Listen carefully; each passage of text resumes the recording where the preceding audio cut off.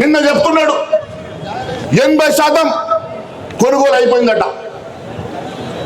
యాడికెళ్ళింది 80% అని అడుగుతున్నా. ఈ రాష్ట్రంలో పండించిన పంట ఎంతో తెలుసా నీకు?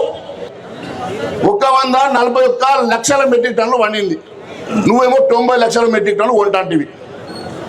90 లక్షల మెట్రిక్ టన్నులు కొంటాని ఇప్పటిదాకా 45 లక్షలు కొన్నాంటివి. మరి 45 లక్షలు కొంటే 141 లక్షలల్లా 30% కూడా కొనలే కదా. 80% ఎట్లయితుంది? మరి నువ్వు నా వెంటరా గాలి మోటార్లో గాలి తిరుగుడు కాదు.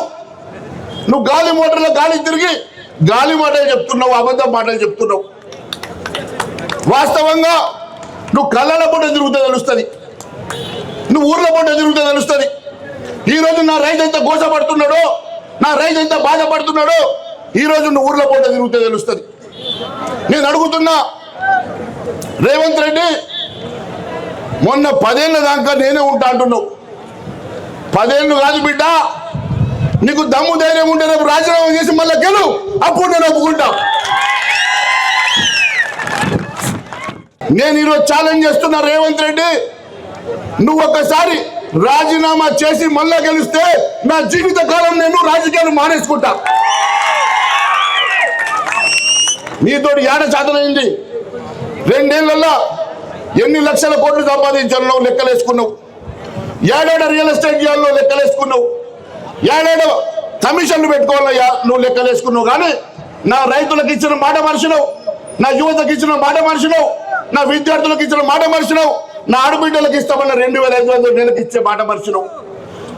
పెన్షన్లు 2000 అడగలితే అవ్వా నీకు 4000 ఇస్తా అన్నాడు. ఉన్న 2000 ఇవ్వకపాయి, కొత్త పెన్షన్లు పెట్టకపాయి. ఇదేనా నీ రాజరికం? ఒక్క మాట అంటే ఒక్క మాట, 420 హామీలు, ఒక్క హామీ నెరవేర్చాలి. రైతు బంధు కూడా రైతులను అడుగుతున్నాడు, రైతు బంధు కూడా ఇస్తాడట. ఇప్పటికీ 3 సార్లు ఎగ్గొట్టే, మళ్ళా కాలం వచ్చే మళ్ళీ ఇస్తాడన్న నమ్మకం లేదు. ఇన్ని అబద్ధాలు చెప్పి గద్దెనెక్కిన తర్వాత అన్నీ మర్చిపోయి ఈరోజు కేవలం హైదరాబాద్ చుట్టూన్న రియల్ ఎస్టేట్ దందా మీద పడ్డావు, వసూళ్ల మీద పడ్డావు. నువ్వు కేవలం బ్లాక్ మెయిలింగ్ రాజకీయాలు చేస్తున్నావు తప్ప నా రైతు బాధని కనబడతలేదు, నా రైతు గోసని కనబడతలేదు. ఈరోజు ఒకవైపు ధాన్యం తడిసిపోతున్నా రైతు బాధపడుతున్నాడు. తడిసిపోయిన ధాన్యం కొంటాను, మొలకలు వచ్చినా కొంటాను, చివరి గింజ కొంటాను. ఈరోజు నా రైతు జొన్నలు పండిస్తే నేను 30 ఎకరానికి 30 కుంటలు వండితే నేను 10 కుంటలు కొంటా అంటావు. నీ అయ్యే జాగీరా అని అడుగుతున్నా. నువ్వు ఎప్పుడన్నా వ్యవసాయం చేసినావా? నీ వ్యవసాయం కష్టం తెలుసా? మక్కల సంగతి ఎకరానికి 40 కుంటలు వండుతున్నాయి, 26 కుంటలు కొంటాడట. మిగిలిన ఏం చేయాలా?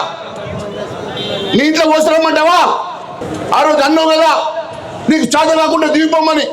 ఈ రోజు నేను ఛాలెంజ్ చేస్తున్నా రేవంత్ రెడ్డి, నీకు చేత అయితే లేదు, నువ్వు గద్దె దిగిపో. నీకు చేతనైతే లేదు, నువ్వు గద్దె దిగకుంటే భారతీయ జనతా పార్టీ ప్రజాపక్షాన్ని నిలబడి ప్రజా పోరాటం చేసి నిన్ను పాత రేషన్ కొడక